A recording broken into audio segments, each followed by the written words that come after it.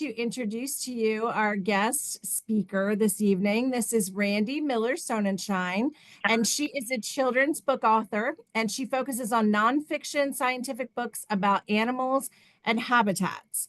And Randi grew up in Maryland, so many of you know that, well, there's Penny. You went to school with Penny, right? Penny Waters? Yeah, I know Yep, Well, yep. if it's the Penny Waters, I know from Penny. Did I? Yes. Yeah, I think you did. What Oh, It's there's me. I had Sadie in Girl Scouts. okay. I'm So, sorry. no, this is what it's all about. So, Randi grew up in Maryland, surrounded by the watery wonders of the Chesapeake Bay and the Atlantic Ocean, developing an early sense of wonder and appreciation for the natural world. This love of nature often appears in her writing and her poetry. She's the author of the Animal Habitat series from Candlewick Press, featuring The Nest That Wren Built, The Lodge That Beaver Built, and The Den That Octopus Built. And The Den That Octopus Built won the 2024 NSTA Outstanding Science Trade Books. That's pretty amazing. The books in the series have earned starred reviews and appeared on many best of the year lists, including the Chicago Public Library, Bank Street College, Capital Choices, and the Cooperative Children's Book Center. She is also the author of the 2023 National Jewish Book Award picture book finalist, The Inside Name, from Apples and Honey Press. In addition to writing for children, Randi has been an educator for over 30 years. She is a literacy specialist and instructional coach in Northwest Georgia, where she does her best writing, accompanied by birdsong and a good pot of Earl Grey tea. So let's give Randi a nice round of applause. And Wor-Wic, welcome. Thank you. You're welcome. So glad. And I grew up with Randi. We are neighbors, and I still live right in front of her mom's house. Small That's right. world. She does. Yeah. You didn't live there when we were in No. junior high though. Yeah. She taught me how to twirl a baton and do cheers. Yes. Yeah. Well, thank you so much for having me. I'm so excited to be here, especially since it's in my hometown, which even though I've been gone for 31 years, it's still my home. Yes.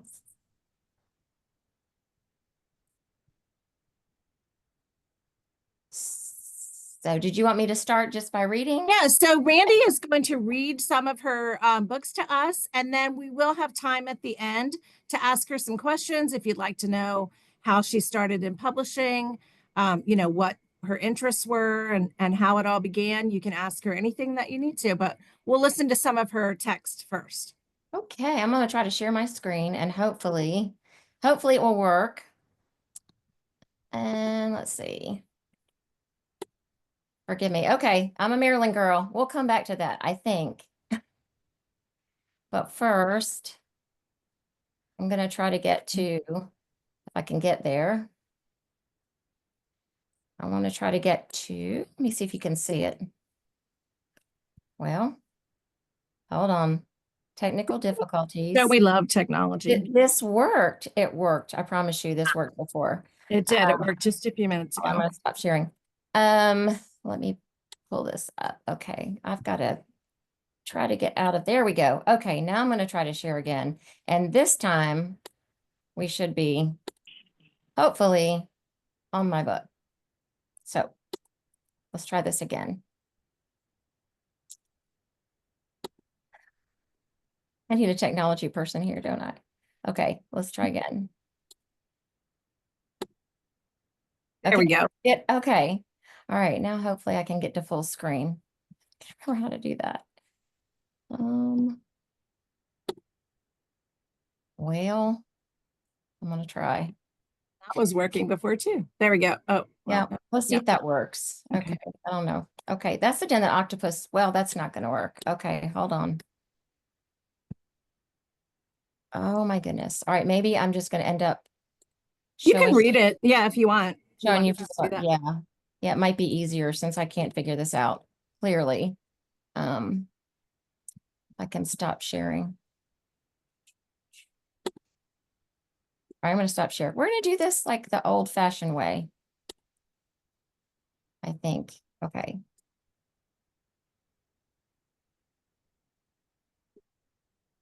Are you still there? Yep. David, do you want to change it so we only see Randy as she's reading the text? David. I'm gonna grab this. Oh no, I dropped it in. So can everybody see this? Mhm. Okay, so this is the very first book that I wrote. It's called The Nest That Wren Built. And it evolved from a curious incident of birds who kept building nests in my garage for some reason or another. So, one day I just decided to go investigate. It was the first time they built it. It was in my son's bike helmet, which was upside down on a shelf. He's 28 now, but I think he was probably about 7 or 8 years old at the time. And it was made me very curious because I didn't think that birds would typically like nest close to people. So it was very curious. And then when I looked at the actual nest after they had fledged, I was just totally amazed by all the different things that they put in their nest. I mean, there was cellophane in there and there were leaves and moss and twig, all this kind of stuff, but just weird stuff. So I started doing research and it was just fascinating. I knew how to write it. And then I was driving in the car one day. This is when a lot of ideas come to me in the car. And the title popped in my head. I'm sure it was probably unearthed from the house that Jack built, if you know that story. So there's that. That's the book. So I hope you'll be able to see some of it. Can you see it? Okay. And the illustrator, by the way, of the books is Ann Hunter. And she, it's interesting, when I first started writing picture books, I thought you were supposed to get your own illustrator, but you don't if you publish traditionally. So we did an illustrator search, which was about a 6 months process. And I've never met her in person, but we have Zoomed together. We've spoken on the phone. We email all the time, and she's just absolutely lovely. So I really love, she does beautiful, beautiful artwork. So, and that's that Wren built. And she did a really cool thing on this one. She likes to hide Easter eggs in the book. So if you know any kiddos who like picture books, there's an ant Yes, yep. on every page. And in the Den That Octopus Hat Built, commercials. the newest one, there is a puffer fish on every page. So it's really cool. All right, so I'll read this. And they are in rhyme, because that's just kind of the way that I roll. I've always loved poetry, and I love the marriage of poetry and science. So these are the twigs dried in the sun that Papa collected one by one to cradle the nest that Wren built. She does this amazing thing of hiding all these other critters on the page too. So there's this like dual narrative going on the whole time too. This is the bark, snippets of twine, spidery rootlets, and needles of pine that shape the nest that Wren built. You can see it. I love the nest beginning to take shape there. Remind me afterwards, and I'll tell you about something that almost happened with the title that gave me a lot of stress. These are the leaves of ruby and gold, fallen from trees sturdy and old, that weave through the nest that Wren built.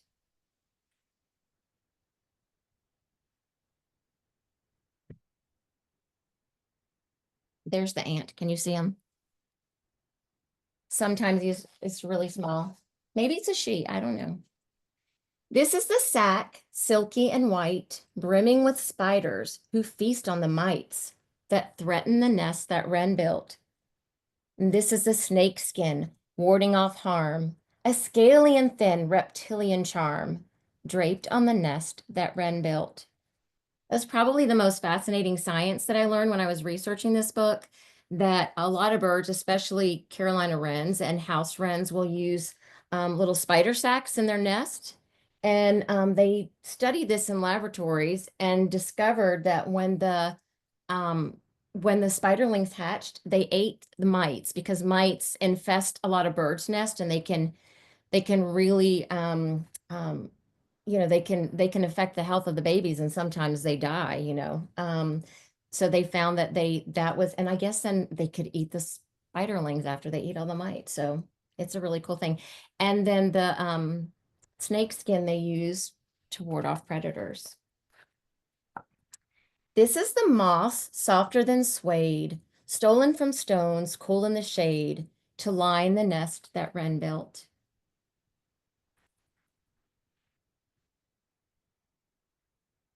These are the feathers, petals, and thread placed on the moss to soften the bed that waits in the nest that wren built. I think that's my favorite illustration.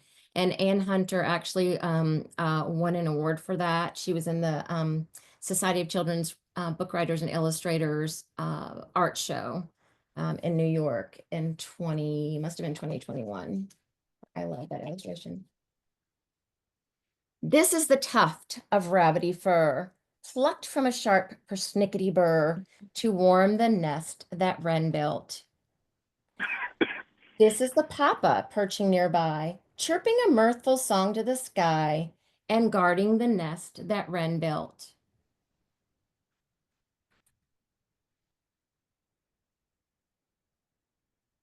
These are the eggs laid on the bed of velvety moss, feathers, and thread, safe in the nest that wren built.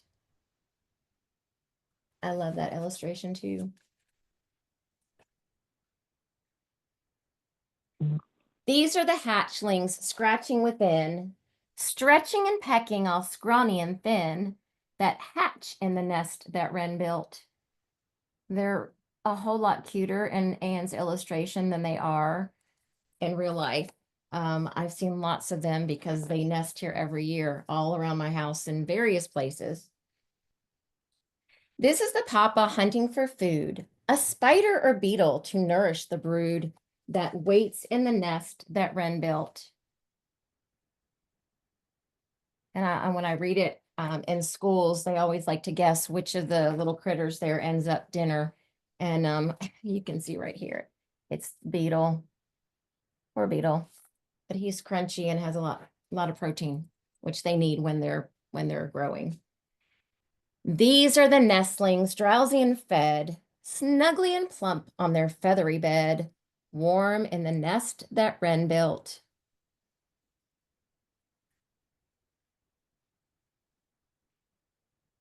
These are the fledglings, 14 days old.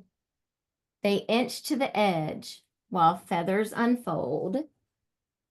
Then, I bet you know the last verse. Fly from the nest that wren built. And there they go. And in all of my books in this series, the animal habitat series from Candlewick, Ann Hunter does a last page. And I love this because she has a whole other story going on here. You see the mice are moving in. And children, when I read this in schools, they always think they're rats and they're going in there to eat the babies. No. They've left and now they're going to kind of restart that whole cycle of life. And also at the end of all three of those books, I have a lot of back matter. So there's a glossary, which is really important to me as an educator. I wanted my books to be useful to educators in a lot of different ways, and to parents also, to caregivers, so that there are opportunities for learning. So there's a lot more information that I couldn't get into the primary text, because with picture books, what's standard right now in the industry is 32 pages. And when you're writing in verse, you know, that kind of limits what I can include in the main verse. So that's one of the decisions that I have to make as a writer, is what to include in the main text and what to leave for the back matter. So I think that was the most challenging in the octopus book, because there was so much research and so much I wanted to include. But we can talk about that one too. Do you have questions about this one, or about my process, or any of the things that I included in that? I'll tell you a little story. When I first wrote this manuscript, it's what got my agent really interested. I had met her before at a retreat, and she really liked my writing, and we kind of went back and forth with emails. And then I saw her at a conference that I'd helped organize in New York. It was a conference for rhyming picture book authors and prospective authors. And I showed her this manuscript, and she just went bonkers over it.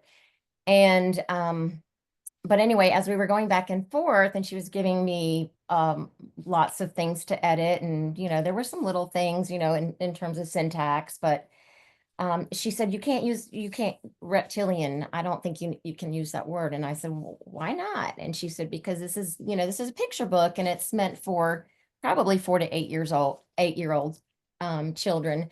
And that word's just too complicated. And as a longtime English teacher and literacy specialist, I was like, oh no, first of all, that word is just so fun to say. I mean, reptilian is just fun, right?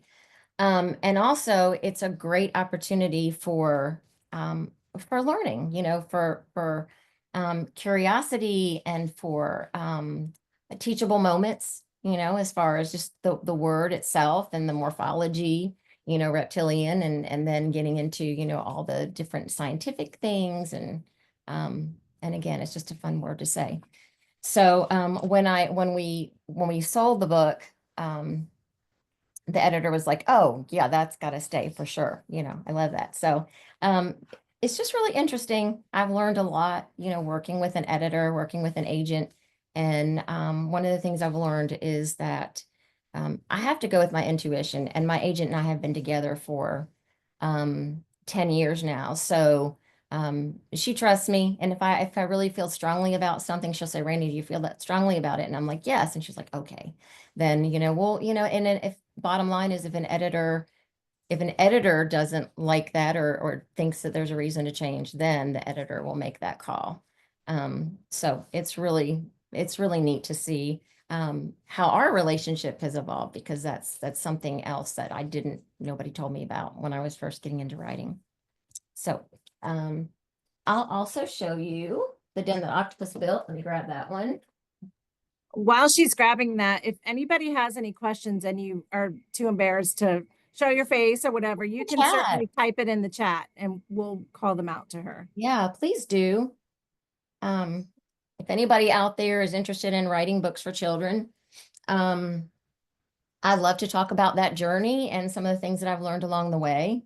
I wish that when I was in high school, I always loved to write. I always loved to write poetry. My mom, my sisters can vouch for that. I think and rhyme. My dad used to read poetry aloud to us. As one of his favorites was The Rime of the Ancient Mariner, which is Samuel Taylor Coleridge, and not necessarily a poem that you want to read to 6 and 7-year-olds, but it might have given me nightmares. I don't remember, but I just love the language. He also loved Edgar Allan Poe. And it was musical, and I just fell in love with language. And I'm sure that has a lot to do with why I love poetry and why I write in poetry. And then my parents were also always dragging us along to this campground or that campground or this swamp or that, for that woods. And as you know, I grew up with this swamp behind my house, and I grew up just a few miles from Wor-Wic, on Wilton Avenue, right off of Mount Herman Road. And that swamp, I didn't realize when I was young how much that place became a part of who I am. And that comes out a lot in my writing, because that's where I just was completely immersed in nature, and that love of nature that my parents had, and a wonderful next door neighbor, Arthur Casagrande, who taught me about black snakes and jewelweed and things that were poisonous, and just, he had a flying squirrel in his basement. I mean, just a really cool person. So anyway, that is why I think I write so much about themes in nature, and even my works that are not, science-based still have that sort of natural theme running through them. I'm sorry, there's a question in the chat, and it says, how do you make connections as an author? And would you ever do any other animal science books, but from animals around the country or the world, not just locally? So how do I make connections in terms of agents, editors, other writers, or in my writing from, is that what the question is about? Like connections with people, people connections, networking kind of things? Yes, okay. So when I first started writing, like when I back up just a little bit, when I was in high school, and I loved to write, my teachers were always encouraged me, but it never occurred to me that I could be an author. It just didn't. I was in school in the 80s and they're just, authors were like up in some high tower somewhere, right? That you never saw. They were these magical beings that, you weren't sure really existed. This stuff just emerged out of anyway, so I never thought about that. So that's why I became an English teacher. I loved reading and I got my master's in reading and I wanted to share that love and encourage that love. So when I still kept that bug, wanted to write, wanted to write, wanted to write. Well, when I started really pursuing writing in earnest, when I just could not shut up the voices in my head that just screamed that their stories needed to be told. I joined, first of all, an organization called the Society for Children's Book Writers and Illustrators, the SCBWI. And I also joined Facebook groups. There is one in particular that if you're interested in writing for children, it's invaluable. It's called Kidlit, Kidlit. You might want to pop that in the chat, Kidlit 411. They also have a website that has won lots of awards. And it has everything you'd ever want to know about writing, whether you're traditionally publishing or you're indie publishing or you're self-publishing. My route, I knew I wanted to go the traditional route, which means that I wanted to get published with a traditional publisher. Most traditional publishers, you need to submit through an agent. Some you don't have to, but most of the big ones you do have to submit through an agent. Or if you go to a conference or a retreat or a workshop where an agent or editor has presented, most of the time they will give you special permission to submit directly to them. They'll give you their email address and something to put in the subject. So I did that. I started going to conferences. I started taking workshops. I met agents and editors. I gave my little pitch. This is when I also started entering a lot of contests, poetry contests, writing contests, because a lot of the time the prizes are like critiques from agents and editors. And that was a big thing, for me. I wanted to get my name out there and I wanted to hone my craft. So that had sort of that dual, I was able to accomplish both things by doing that and networking with other writers. And I needed to learn. Because when I first started writing, I was writing a novel. And I was still teaching at the time. Young adult, and I got to about 120 pages in and I just hit a wall. I was like, I'm never going to finish this. I'm never going to finish this. I'm a perfectionist. And my husband's on the other side saying, no. And so I had that inner editor is always my worst critic, and also is what slows me down the most. So somebody I'd met, one of my critique partners, that's another thing that I did, is I joined critique groups, which you absolutely, absolutely must do if you have any interest in writing and publishing in any kind of market. And there are critique groups for all different genres and, target audiences, for anything that you can imagine, from cozy adult mysteries to, silly picture books.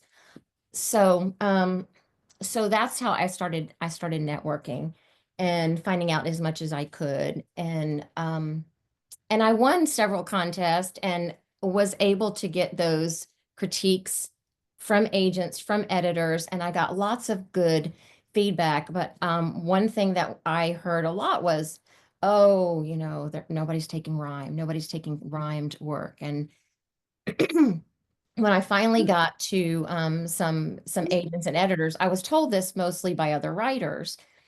And when I finally got to agents and editors with my manuscripts, they were like, No, nobody's taking bad poetry, bad rhyme." And at that time, when I first started, and that was probably like around 2010, 2011, the market was kind of saturated with bad rhyme and bad rhyming picture books. If you go back and look at some of the picture books from, the 90s and early 2000s, I mean, there's some good stuff in there too, but there's a lot of really not good stuff. So, anyway, so that's how I networked. That's how I met a lot of people. What was the other question? Have was a- you thought about writing about animals from other countries around the world? Yes, I have. Actually, I have my most recent project, which I need to get to. I've done a lot of the research, is about nocturnal pollinators. And I like contrasting. My idea right now is to contrast those with daytime pollinators in different ecosystems. So that research took me, yes, outside of the US, it took me all over, I've also written and published a couple poems and little things about a platypus and an echidna and their prickly love affair. It's a funny it was from a poetry contest that I was in, and that was for children's poets. And that was a lot of fun. That's another story. So yes, absolutely. I have lots of ideas. I have way too many ideas and not enough time. And my agent always tells me, Randi, your time is not finite. I mean, your time is not infinite. Sorry, your time is not infinite. So I have this sort of too many ideas and not enough time. And then I end up having choice paralysis. You know how that happens. So yeah, any other questions? Anything in the chat? Nope. Okay. So this is the den that Octopus built. This is my most recent book. And this one was what inspired this one. My agent called me one day and she said, Randi, have you seen My Octopus Teacher? And I said, no, Kendra, I haven't. I haven't even heard of that. And she said, you need to watch it. Watch it tonight or tomorrow. It's your next book. And so I watched it, and I don't know if, can you all raise hands? Is anybody, raise your hand if you've seen that. Has anybody here seen that? I know if I can see that. Maybe you can, but it is absolutely incredible. I mean, even my husband loved it. All right, hubby. He's not, big on animal documentary kind of stuff, but he loved it. My friends loved it. And it's very short, but it's it's a documentary filmmaker who goes back to his roots in South Africa and goes into the kelp forest with his camera and sees this pile of shells, which inspired one of the verses in here. And all of a sudden, the pile of shells moved, and he was like, "What in the world?" And he followed with his camera, and out darts this octopus because they have this incredible ability to be able to suction shells all around them. It's one of their defense mechanisms. Here's the illustration here. So she's hiding there in that pile of shells. And I mean, I think I started writing like the next week, and this was the third book. So the den that octopus, the lodge that Beaver built, which is I don't know if you can see it up there. Probably not. I'll have to pull that one down. That was the second one. And this one is more, whereas the nest that Ren built was a lot about the nest construction and the life cycle. This one is more about the beavers' impact on the ecosystem, how they're eco-engineers, and how they when they create a dam and a pond, when they build the dam, it creates this pond and it completely changes the ecosystem into this wetland more, and all these different animals are able to benefit from that. So this one showcases a lot of animals that benefit from that. So this one has a heron and a coyote who doesn't benefit because the animals are able to hide out in this in the lodge, but I'll just show you that up close. And muskrats come and live in the lodge, and then the turtle burrows under the lodge in the winter. And then the Canadian goose builds its nest on the lodge. And then the heron comes because there are so many new fish there now for the heron to eat. And the heron's very special to me. That was my dad's favorite bird. He worked for NOAA, and then he was a wildlife photographer. He did that a lot when he retired. So there's the heron who appears in this book.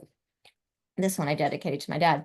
And then a moose comes and it eats the new vegetation that surround the bank. So I knew what I did forgot to do. So this is at the end of this book. So Anne Hunter, this is her wordless spread. This is called a spread. This is a wordless spread. So there's a great opportunity if you read this with children to tell the story that either continues or that's happening in that wordless spread. It's fun.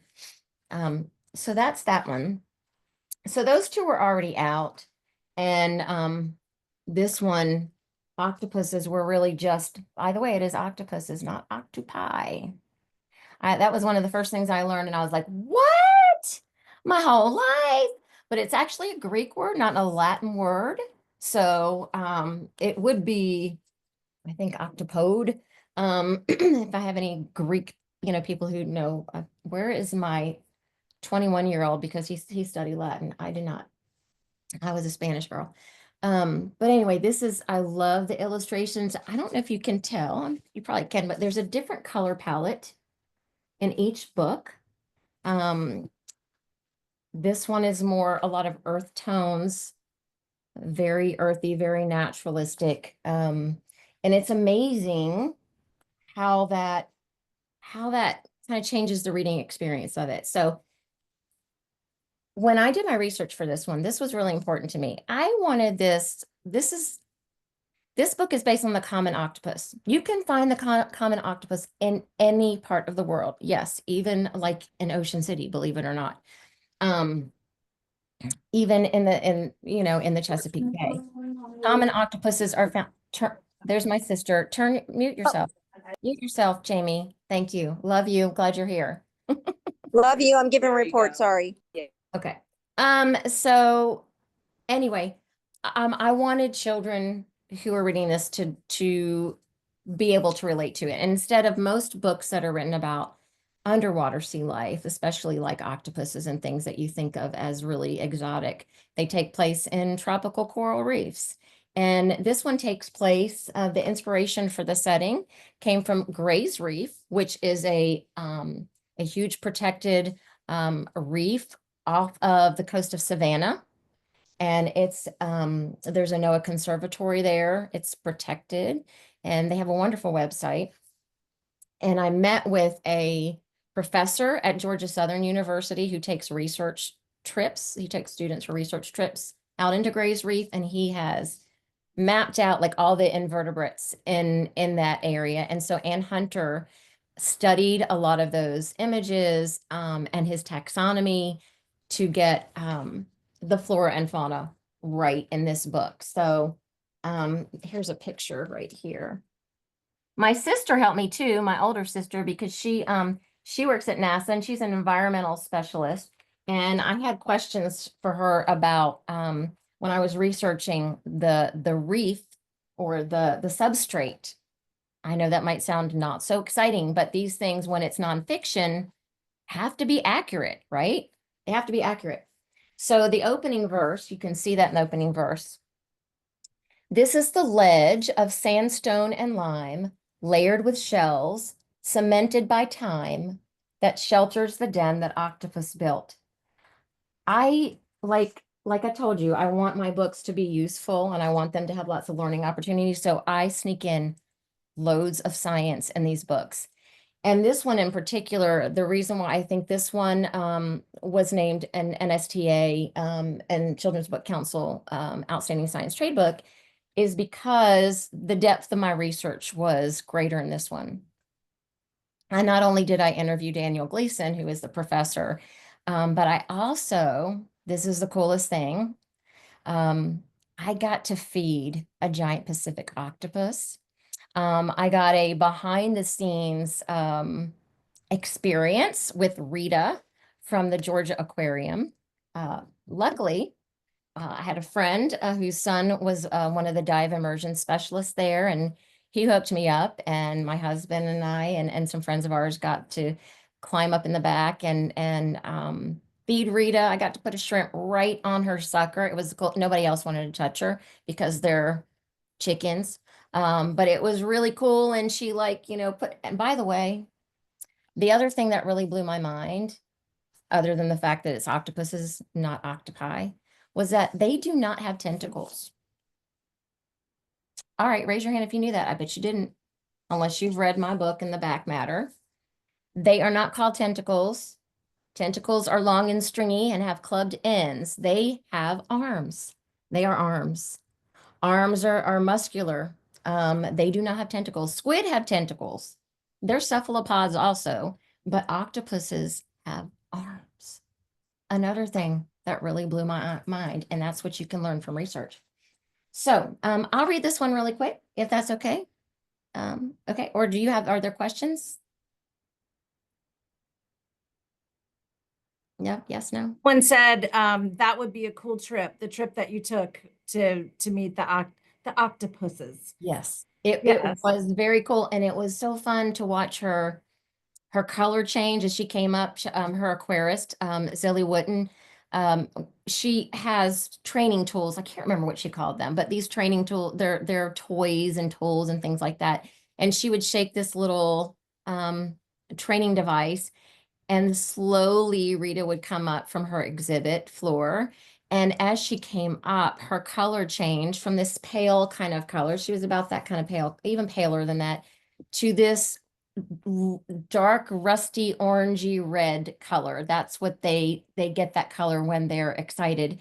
They not only change their colors when they camouflage, it's one of their biggest defenses, but their texture changes as well. And it's because of a certain kind of cells that they have. I learned the coolest things about octopuses. A lot of it had to go in the back matter, but one of the other things was they can not only they can feel with their suckers, but they can also smell and taste.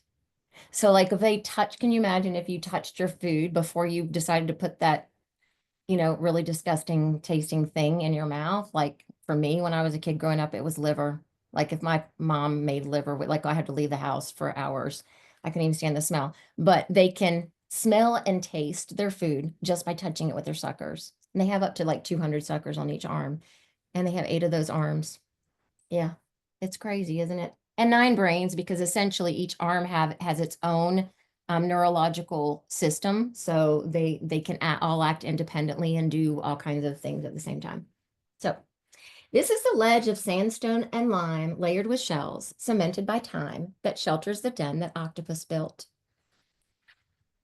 This is the rubble she siphons and funnels, cleverly clearing the way as she tunnels to widen the den that octopus built. If you haven't noticed, I do like to use a lot of alliteration. It's one of those poetic techniques that does sometimes make it a little tricky to read out loud, but this, like I said, it's how I roll. This is the garden that blooms in her yard, with blossoms of shells and shiny glass shards in front of the den that octopus built. They really do have octopus gardens, just like the Beatles song. Most of it is the shell, the remains, the middens from their meals, but they also like to collect like shiny bits of polished glass and shells and things like that. There's the puffer fish. Remember I told you there's a puffer fish that's hiding on each page? Wait a minute, can you see it? Wait a minute. Wait, where did it go? There it is. Can you see it? It's in those sea whips, those orange things. Okay. I don't remember what I was going to say, but anyway. These are her snaky, sucker-lined limbs, sniffing and probing for prey while she swims, close to the den that octopus built. Love that illustration. And the colors are so pretty. By the way, if you have children, or if you know children, or have younger brothers and sisters, or nieces and nephews, Crayola Education did a segment with this book with me and the illustrator in their read along, draw along series. You can just You can just Google it, Crayola, read along, draw along, the den that octopus built. Or I can send you the link, Julie, if you want, and you can share that out. And in that, they interviewed me for just, a couple minutes, and then I read the book, and then they interviewed Ann Hunter for a couple minutes, and then she took them through this really cool drawing exercise, and they learned how to draw an octopus in its habitat. So it's really fun. It's really fun, and it's not too long.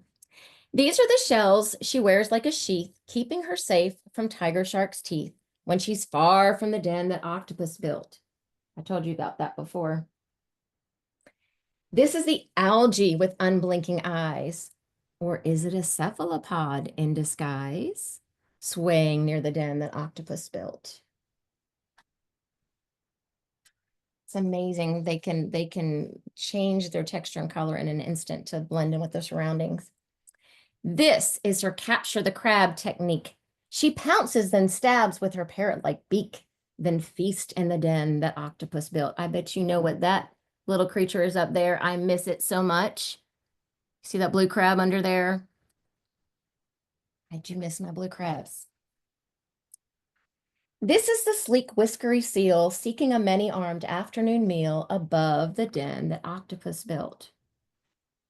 Believe it or not, the seals are really cute, right? But they're also extraordinarily vicious predators of octopuses.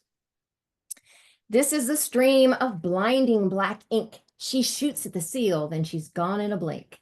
Back to the den that octopus built.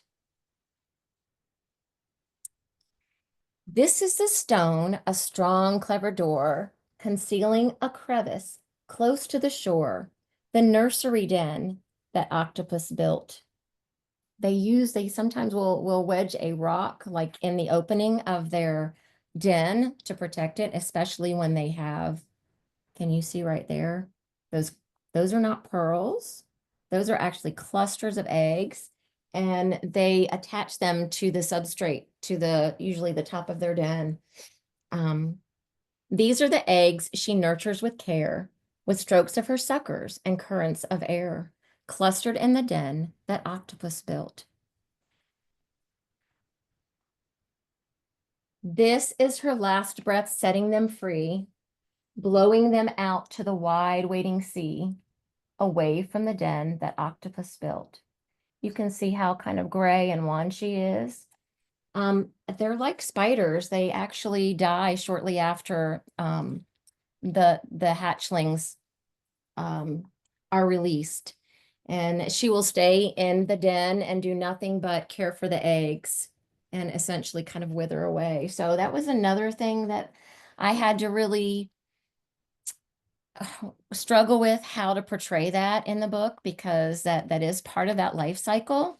But I wanted it to be, sort of palatable for young children. And, young children won't probably even pick up on that. And, that's the teacher or parent, whoever the adult is, whoever the grown-up is reading it, have that option to, dig into that or not, depending on the readiness of the child. This is the one little hatchling alive, adrift near the surface. She fights to survive outside of the den that octopus built. They're teeny, teeny, teeny, tiny, like the size of your pinky nail, and they float in the kelp. They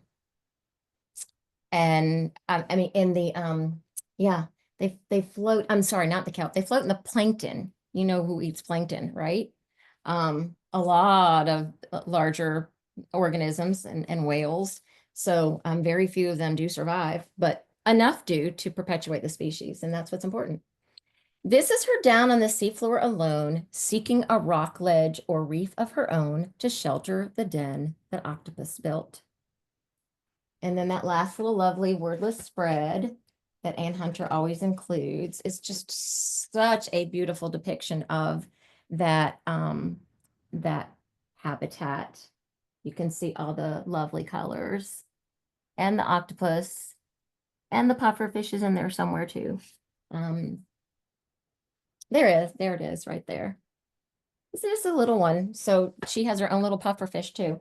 And in the back matter of this one, I think the other reason why this one is, and there's a lot more back matter. My editor kept saying, cut, cut, cut, cut. And I was like, no, no, no, no, this is such cool stuff.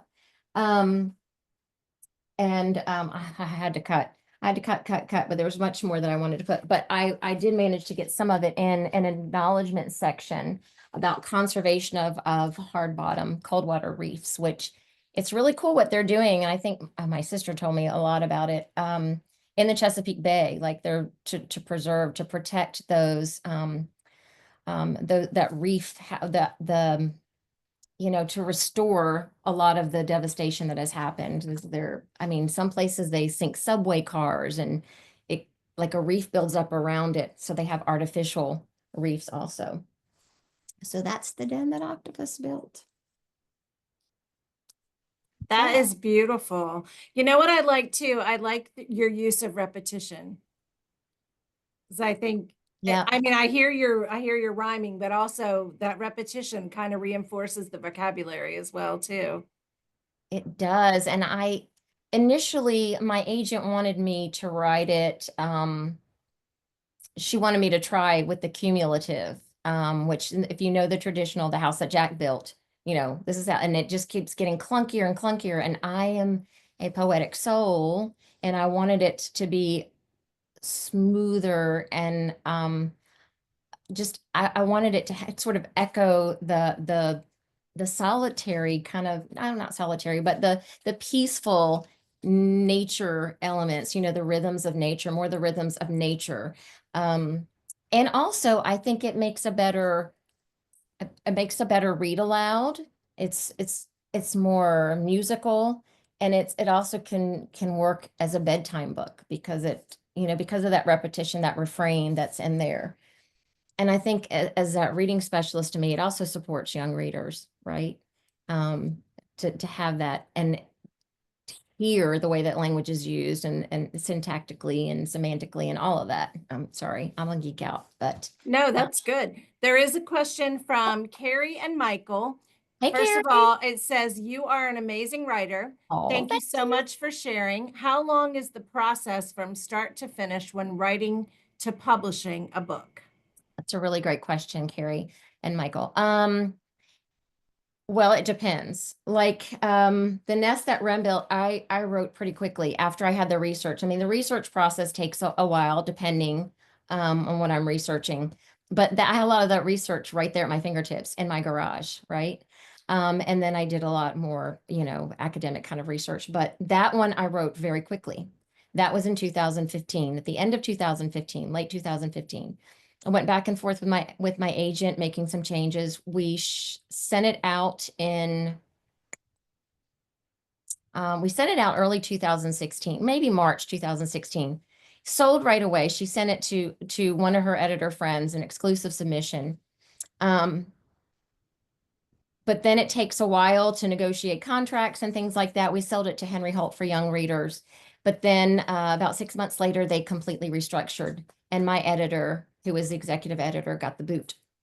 And then they wanted to keep it, but they were passing it around to several different editors. They were starting some new imprints under that, Henry Holt, which was I think Macmillan, part of Macmillan. But they could a year later, and they couldn't tell us who was going to edit and when it would be published. And so we ended up doing something that sometimes you can do. We took back the rights.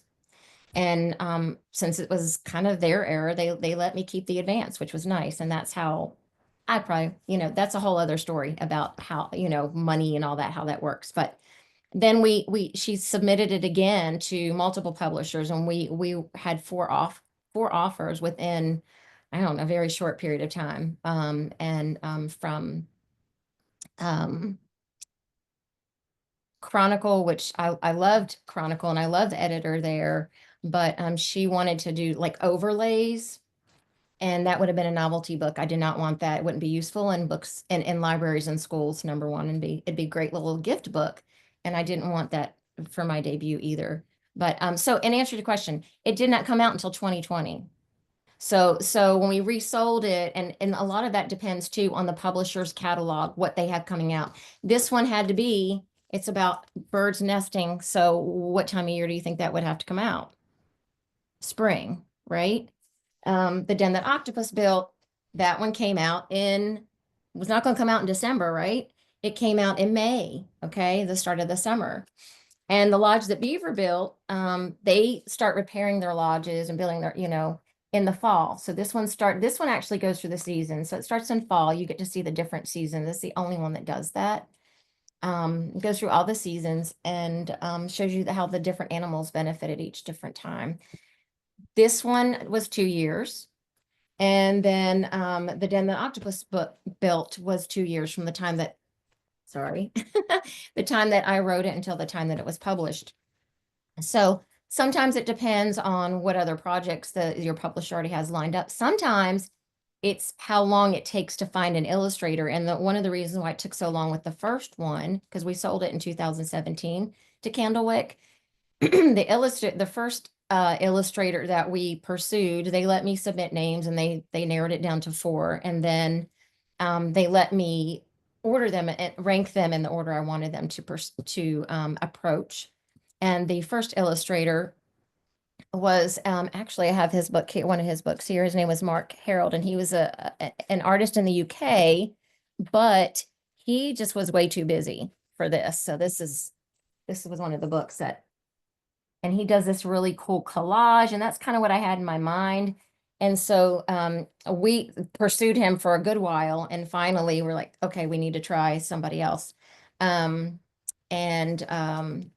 so then we asked Ann Hunter, because I loved her work as well, and she was like, yes, absolutely, I'll do that. And I don't know why I'm fuzzy right now, but sorry, I don't know what happened with my focus. Probably because I put that book way too close.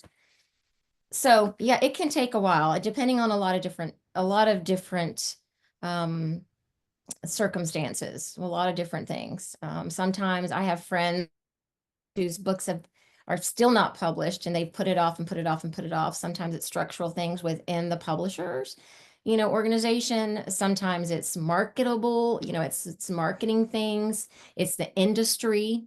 Sometimes it's things with the illustrator. It just depends. It all depends. But with picture books, because if you are traditionally published, not if you're self-published, if you're traditionally published, picture books generally will take at least 2 years. 1.5 years, maybe if you're with a smaller publisher and they don't have a large catalog, maybe, they only have, 3 to 5 books that come out each season. But with your larger publishers, it takes about 2 years. And every illustration is a separate, artwork, and so when I get them, I'll have to show you. Let me see if I can show you. I get proofs, and each one of those, and this, this one has 2. Usually most of them are spread. So you have one illustration that goes across the whole page, but sometimes there are 2. And each one of those individual illustrations and each spread is a separate artwork, and that takes a long time. And the illustrator goes back and forth with the art director, same way that I go back and forth with the editor. So that's a process too. There's a lot of things that go into, there's a lot of editing. Oh, and what I was going to tell you about the book real quick, because I know we're getting short on time. At the very, like a cup of, I don't know, it's probably it was still enough time for them to change it if they had to, but close to publication date, one of the copy editors came back and said, oh, this really needs to be the nest that Wren's built, because they're both building the nest. And I said, no. I mean, I'm not taking it literally like that. And yes, they do both build the nest. However, and I wrote this whole long dissertation based on my research to justify it in case we needed to for accuracy, for it to be classified as nonfiction. Because essentially, the male will build all these dummy nests, this is in the back matter, to attract a female, and he takes her on this little tour, kind of like a realtor. And when she finds one she likes, she completely dismantles it and starts all over. And so they both do the building, but she's the one who does most of the interior decorating, because she's the one who's going to be in there with the hatchlings, the nestlings. And so that was like, if somebody asks you, if that's, and I did put that in the back matter. I said, I will also put that in the back matter. So I did have sort of a disclaimer caveat in the back about how they both actually, and it's some bird species, there's only one bird. Sometimes it's just the male, sometimes it's just the female. But with wrens, which are very, ubiquitous here in Georgia and are in Maryland as well, they both do. I don't know how, I'm sorry, that kind of, so anyway, I did get my way in the end. That was remember, went with my instinct and I fought for it. All right, you have a question and a comment. This is from Kells. I think it's amazing how you do in-depth research into your topics of your books. You are an awesome writer. Love the stories and illustrations. I was a book writer at an early age, just never went far from it. You are an inspiration. Well, thank you. I hope you are inspired to keep pursuing that dream because I was, probably shouldn't say this, but yeah, I was over 50 when my first book was published. So it's never too late. It's never too late. And it's my retirement plan. I love doing things like this. I love visiting schools. I'm a little limited because I do love my full-time job too. I work with teachers mostly and students.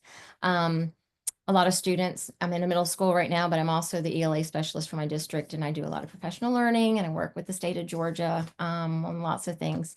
So I do love my job, but I do love being able to go and visit schools and do author visits. That is my favorite thing because it's like being in the classroom again, and I love seeing that excitement, learning about science, learning about nature, and also about reading. So it fuels all of my loves. Passions, yeah. Yep. One little bit of housekeeping. There is a link for everyone to fill out to give us some feedback on tonight's event. And I can share that with Randy as well, but also just to tell us what you thought and if this would be something you'd like to continue to do or what other kinds of readers you'd like to have. And does anybody have any further questions? You have lots of comments about how amazing you are and how awesome you are. Thank you. And we do have a question from Chuck. What advice do you have for aspiring authors about maintaining persistence through the submission process? Ooh, that's a really good question. And if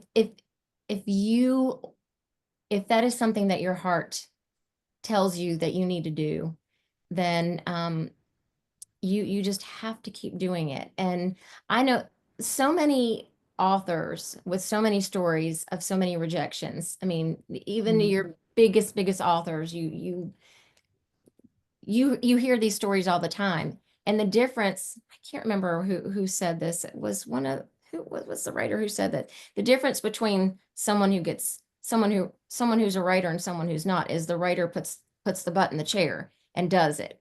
The writer keeps sending in those submissions and keeps going to those conferences. But that's the best advice I can get is to just put yourself out there. You have to network. And that can be uncomfortable sometimes. Go to conferences, go to retreats, join if you can't, because they can be expensive, but there are so many now that are available via Zoom, via, a Highlights Foundation, which if you know the magazine Highlights, they actually have one of the best programs for children's authors and aspiring children's authors. I was able to go to their, where they are. They're in the Poconos. In Honesdale, Pennsylvania, and went to a workshop, which was amazing. But they do a lot of online workshops too, which were much more affordable. So network, join groups. There's the children's writing community. One last thing, the children's writing community is so incredibly encouraging and supportive. And people who I admired, like Jane Yolen, and who, if you haven't heard of Jane Yolen, then you haven't read much children's literature. She's the queen of children's literature. We were in a poetry contest once, and it was like a March Madness kind of tournament, and she got bumped off by one of my critique partners, and I actually ended up winning. And she stayed in there and encouraged me the whole time, and actually wrote a blurb for the first book. It's on the back of that's great. on the back of the book. wonderful writers who I admired, who just gave me lots of encouragement along the way, and they're just lovely and generous with their time and their expertise and their knowledge. So you will find a very warm and wonderful community of people who are out there rooting for you. So get connected.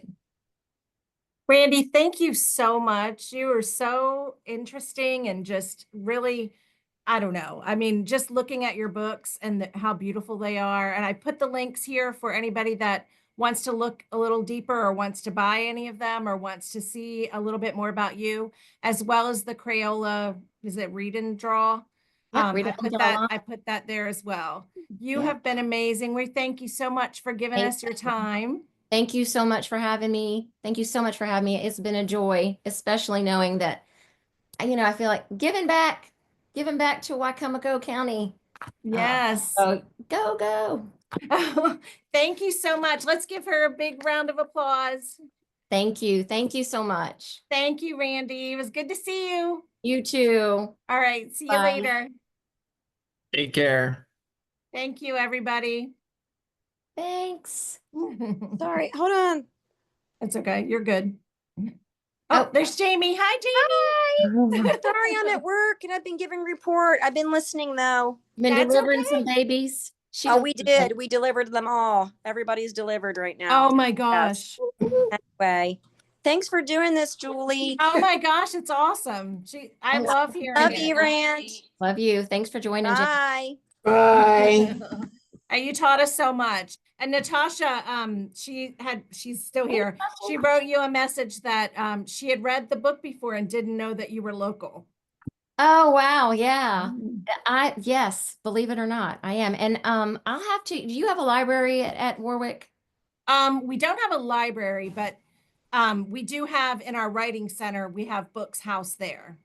Okay, well, if you want, I would love to donate a book. Yes, and that would be sign it wonderful. to you all. So I'll get that information from you. They do at Okay. SU, they have a whole children's library. And Yes, I love that they library. have these in there. And when I have come to visit, I signed them. So next time I'm there, I'll be there in the summertime, so I can just bring one. Okay, Bring one with me and I'll sign it and you can have it there. that would be great. I'm very happy to do that. So Oh.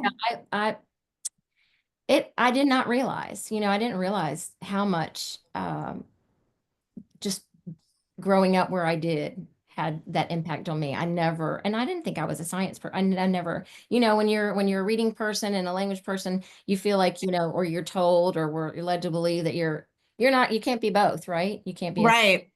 person. And my sisters were science people, obviously. One works at NASA and one's a labor and delivery nurse. And my dad was very sciencey. I guess I've followed my mom, but she's still on there. They loved each other. We were always, always trumping around in a canoe somewhere, trap pond, or, somewhere in my backyard. So That's amazing. that's where a lot of that came from. Yeah. Well, thanks, Julie. Thank you, Randy. Awesome. Miss Arlene, it was nice having you on here. Bye, Mama. She right. might be Take care, stuck. everybody. Thank you, David. And Thank you, you. Julie. I'll see Yeah. you on Facebook. Okay, I'll see you on Facebook. Randy, Good when night, this Rand. Love you, Rand. Randy, Bye-bye. we're gonna post this to our Wor-Wic Facebook our YouTube channel, and then I'll share the link with Julie, and then she can send it to you, and if you want to post it or anything. Fantastic. I would love to do that.